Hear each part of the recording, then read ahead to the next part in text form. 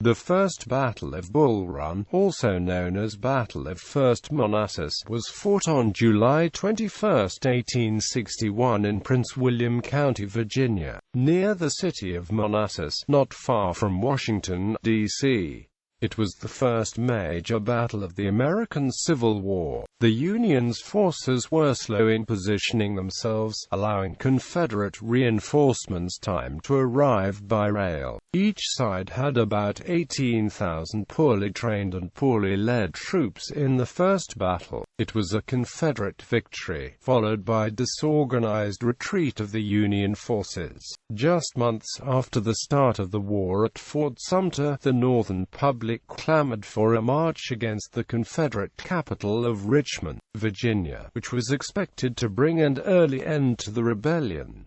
Yielding to political pressure, Brig. Gen. Irvin McDowell led his unseasoned Union Army across Bull Run against the equally inexperienced Confederate army of Brig. Gen. P.G.T. Beauregard camped near Manassas Junction. McDowell's ambitious plan for a surprise flank attack on the Confederate left was poorly executed by his officers and men. Nevertheless, the Confederates, who had been planning to attack the Union left flank, found themselves at an initial disadvantage. Confederate reinforcements under Brig. Gen. Joseph E. Johnston arrived from the Shenandoah Valley by railroad, and the course of the battle quickly changed. A brigade of Virginians under the relatively unknown Brigadier General from the Virginia Military Institute, Thomas J. Jackson, stood its ground, which resulted in Jackson receiving his famous nickname, Stonewall. The Confederates launched a strong counterattack, and as the Union troops began withdrawing under fire, many panicked and the retreat turned into a rout. McDowell's men frantically ran without order in the direction of Washington, D.C. Both armies were sobered by the fierce fighting and many casualties, and realized that the war was going to be much longer and bloodier than either had anticipated, and not the short conflict that had been expected. The Battle of First Bull Run highlighted many of the problems and deficiencies that were typical of the first year of the war. Units were committed piecemeal, attacks were frontal, infantry failed to protect exposed artillery, tactical intelligence was nil, and neither commander was able to employ his whole force effectively. McDowell, with 35,000 men, was only able to commit about 18,000, and the combined Confederate forces, with about 32,000 men, committed only 18,000. Background: military and political situation on the 15th of April 1861, the day after South Carolina military forces attacked and captured Fort Sumter in Charleston Harbor, President Abraham Lincoln issued a proclamation declaring an insurrection against the laws of the United States. Earlier, South Carolina and 7 other southern states had declared their secession from the Union and formed the Confederate States of America, to suppress the rebellion and restore federal law in the southern states. Lincoln called for 75,000 volunteers with 90-day enlistments to augment the existing U.S. Army of about 15,000. He later accepted an additional 40,000 volunteers with 3-year enlistments and increased the strength of the U.S. Army to almost 20,000. Lincoln's actions caused 4 more southern states, including Virginia, to secede and join the Confederacy, and by the 1st of June the Confederate capital had been moved from Montgomery, Alabama, to Richmond, Virginia. In Washington, D.C., as thousands of volunteers rushed to defend the capital, General-in-Chief Lt. Gen. Winfield Scott laid out his strategy to subdue the rebellious states. He proposed that an army of 80,000 men be organized and sail down the Mississippi River and capture New Orleans. While the army strangled the Confederacy in the west, the U.S. Navy would blockade southern ports along the eastern and Gulf coasts. terrorists. The press ridiculed what they dubbed as Scott's Anaconda Plan. Instead, many believed the capture of the Confederate capital at Richmond, only 100 miles south of Washington, would quickly end the war. By July 1861, thousands of volunteers were camped in and around Washington. Since General Scott was 75 years old and physically unable to lead this force, the administration searched for a more suitable field commander. Irvin McDowell, Secretary of the Treasury Salmon P. Chase championed fellow Ohioan, 42-year-old Marge. Irvin McDowell. Although McDowell was a West Point graduate, his command experience was limited. In fact, he had spent most of his career engaged in various staff duties in the Adjutant General's office.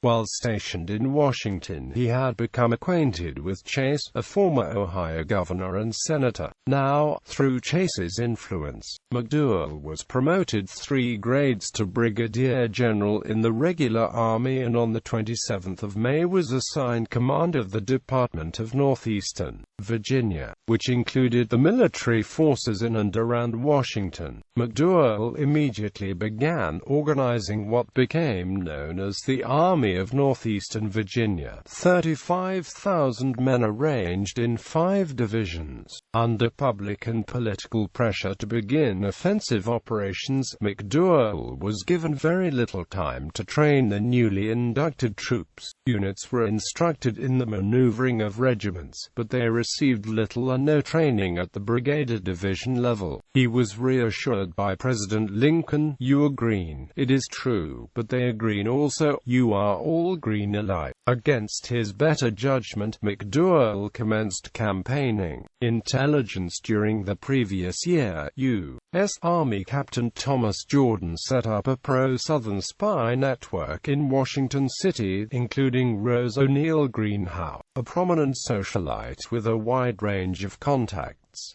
He provided her with a code for messages. After he left to join the Confederate Army, he gave her control of his network but continued to receive reports from her. On July 9 and 16, 1861, Greenhow passed secret messages to Confederate General P.G.T. Beauregard containing critical information regarding military movements for what would be the first Battle of Bull Run, including the plans of Union General McDowell. McDowell's plan and initial movements in the Manassas campaign. On July 16, 1861, McDowell departed Washington with the largest field army yet gathered on the North American continent, about 35,000 men. McDowell's plan was to move westward in 3 columns and make a diversionary attack on the Confederate line at Bull Run with 2 columns, while the 3rd column moved around the Confederates' right flank to the south, cutting the railroad to Richmond and threatening the rear of the Confederate army. He assumed that the Confederates would be forced to abandon Manassas Junction and fall back to the Rappahannock River, the next defensible line in Virginia, which would relieve some of the pressure on the U.S. capital. McDowell had hoped to have his army at Centerville by the 17th of July, but the troops, unaccustomed to marching, moved in starts and stops. Along the route, soldiers often broke ranks to wander off to pick apples or blackberries or to get water, regardless of the orders of their officers to remain in ranks. The Confederate Army of the Potomac under Beauregard was encamped near Manassas Junction, approximately 25 miles from the United States Capitol. McDowell planned to attack this numerically inferior enemy army. Union March. Gen. Robert Patterson's 18,000 men engaged Johnston's force in the Shenandoah Valley, preventing them from reinforcing Beauregard. After 2 days of marching slowly in the sweltering heat, the Union Army was allowed to rest in Centerville. McDowell reduced the size of his army to approximately 31,000 by dispatching Brig. Gen. Theodore Runyon with 5,000 troops to protect the Army's rear. In the meantime, McDowell searched for a way to outflank Beauregard, who had drawn up his lines along Bull Run. On July 18, the Union commander sent a division under Brig. Gen. Daniel Tyler to pass on the Confederate right flank.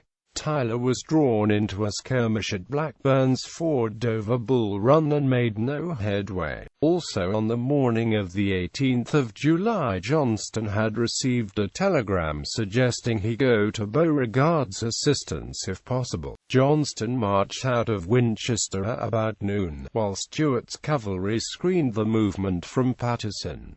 Patterson was completely deceived. 1 hour after Johnston's departure, Patterson telegraphed Washington, "I have succeeded, in accordance with the wishes of the General-in-Chief, in keeping General Johnston's force at Winchester."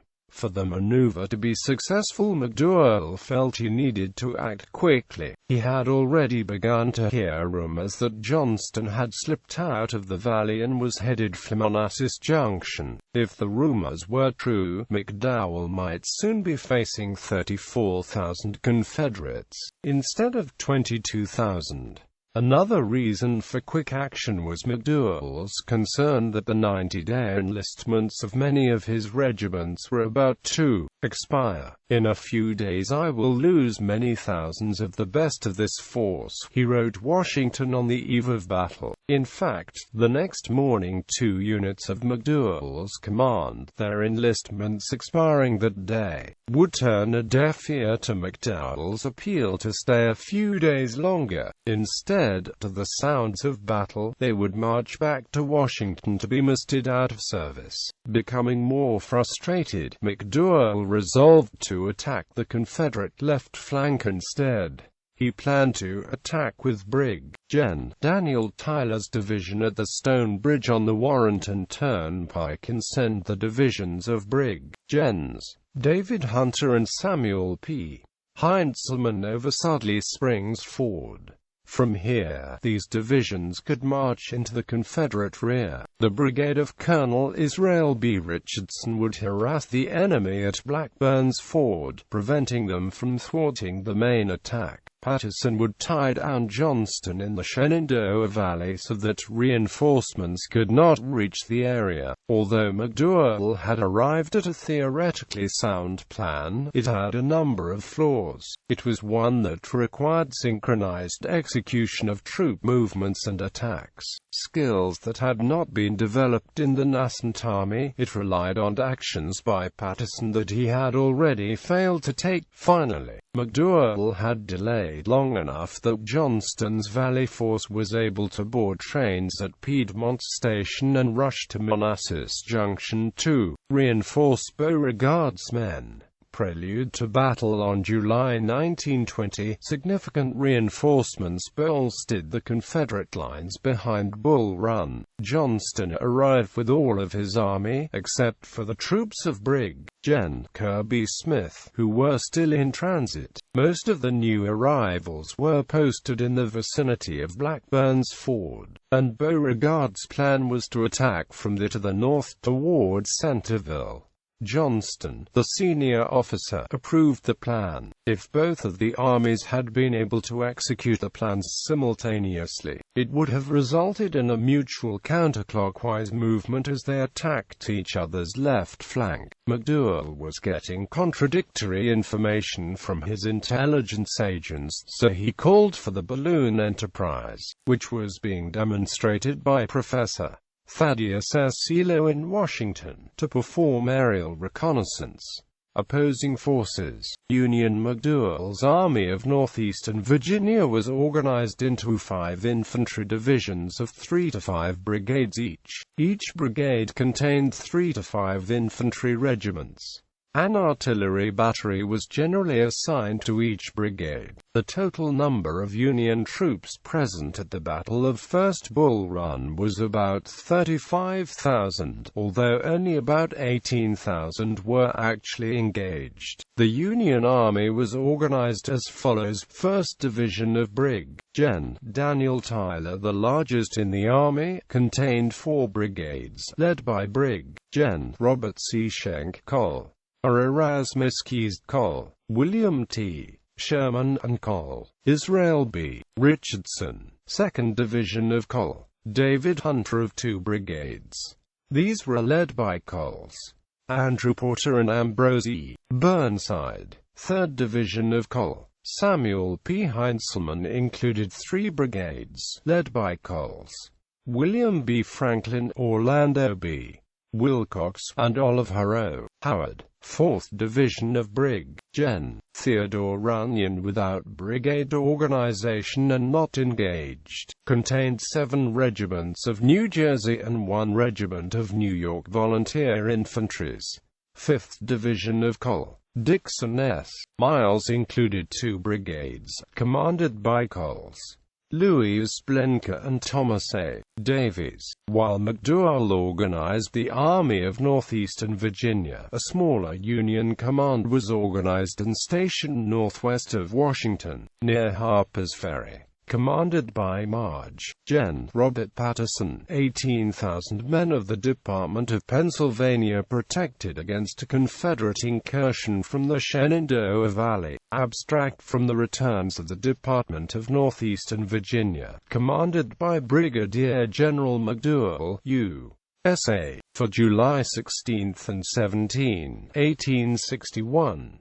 Abstract from return of the Department of Pennsylvania, commanded by Major General Patterson, June 28, 1861. Confederate Joseph E. Johnston's forces was organized as follows. The Army of the Potomac was organized into 6 infantry brigades, with each brigade containing 3 to 6 infantry regiments. Artillery batteries were assigned to various infantry brigades. The total number of troops in the Confederate Army of the Potomac was approximately 22,000. Beauregard's army also contained 39 pieces of field artillery and a regiment of Virginia cavalry. The Army of the Potomac was organized into 7 infantry brigades. These were: 1st Brigade, under Brig. Gen. Millage L. Bonham; 2nd Brigade, under Brig. Gen. Richard S. Ewell; 3rd Brigade, under Brig. Gen. David R. Jones; 4th Brigade, under Brig. Gen. James Longstreet; 5th Brigade, under Col. Philip St. George Cocke; 6th Brigade, under Col. Jubal A. Early; 7th Brigade, under Col. Nathan G. Evans. The Army of the Shenandoah was also organized into brigades. It consisted of 4 brigades of 3 to 5 infantry regiments each, which totaled approximately 12,000 men. Each brigade was assigned 1 artillery battery. In addition to the infantry, there were 20 pieces of artillery and about 300 Virginia cavalrymen under Col.